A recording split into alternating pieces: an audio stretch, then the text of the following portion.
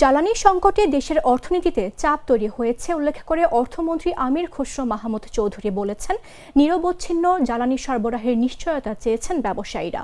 শনিবার রাজধানীতে প্রধানমন্ত্রীর কার্যালয়ে বেসরকারি খাত উন্নয়ন বিষয়ক উপদেষ্টা কাউন্সিলরের প্রথম বৈঠক শেষে সাংবাদিকদের এসব কথা বলেন তিনি। প্রধানমন্ত্রী তারেক রহমানের সভাপতিত্বে এ বৈঠক অনুষ্ঠিত হয়।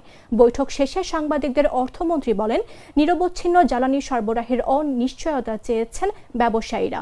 এছাড়া নবায়নযোগ্য জ্বালানি বা সৌর বিদ্যুৎ ব্যবহারে উদ্যোক্তাদের সরকারি সহায়তার কথা বলেছেন তারা। ব্যবসায়ীরা বিদেশি ভ্রমণকারীদের জন্য ই ভিসা চালুর দাবি জানিয়েছেন উল্লেখ করে অর্থমন্ত্রী বলেন, বিমানবন্দরের ঝামেলা ছাড়াই বিদেশি বিনিয়োগকারীরা সহজে বাংলাদেশে আসতে পারেন সেই ব্যবস্থা নেওয়ার দাবি জানিয়েছেন ব্যবসায়ীরা।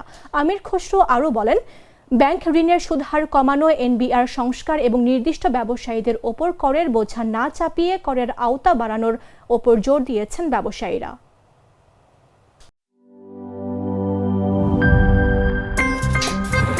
আমার একটা স্মার্ট সিদ্ধান্তে 25% গ্যাসের খরচ কমেছে। ভাবছেন কিভাবে?